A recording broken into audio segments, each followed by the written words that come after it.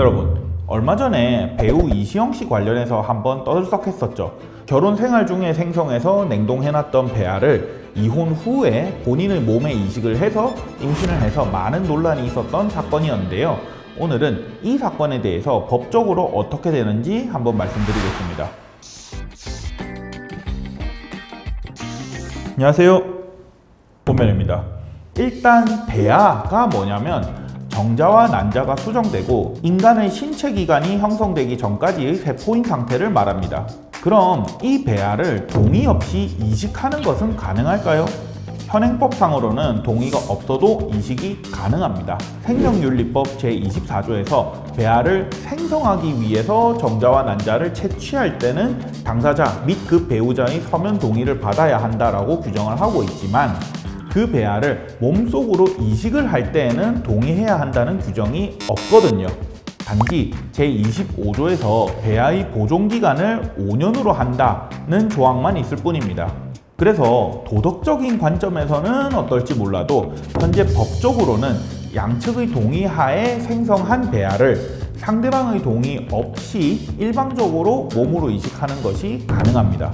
금지 규정 자체가 없기 때문에 당연히 이렇게 했다고 해서 형사처벌을 받지도 않고요. 어떻게 보면 법의 공백이 있던 부분을 이용해서 임신을 했다라고 볼 수도 있는데요. 이 사건 이후에 배아를 생성한 후에 이걸 몸에 이식할 때에도 별도로 배우자에게 동의를 얻어야 하도록 생명윤리법을 개정해야 하는 것 아니냐라는 목소리들도 나오고 있습니다.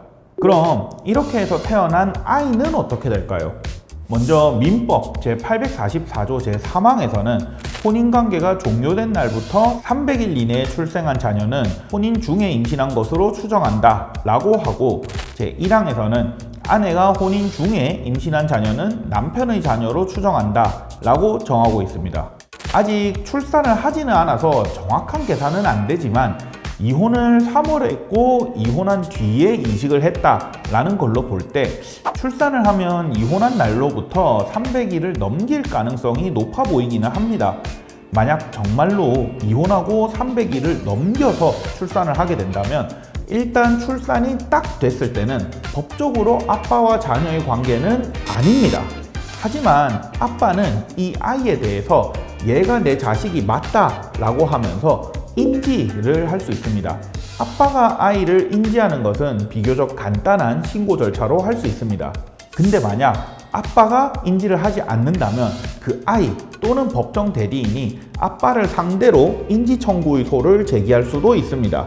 내 아빠가 이 사람이다 라는 취지로 소송을 거는 건데요.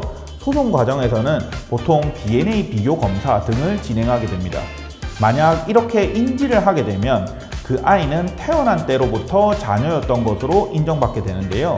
그러면 다른 이혼한 아빠들처럼 양육권, 양육비, 면접교섭권 관련 이슈들이 발생하게 됩니다. 양육권이 엄마에게 간다면 아빠는 양육비를 지급할 의무가 생기는 대신 면접교섭권을 갖게 될 거고요. 또 아이는 아빠에 대해서 상속권도 갖게 되죠. 이 사건은 이시영 씨 남편분께서 본인이 아이에 대해서 책임을 지겠다고 하면서 좋게 정리가 되는 느낌이었습니다. 하지만 한편으로는 이런 문제가 발생할 수도 있어서 법적인 정비가 필요하다는 경각심을 주기도 한 사건이었죠.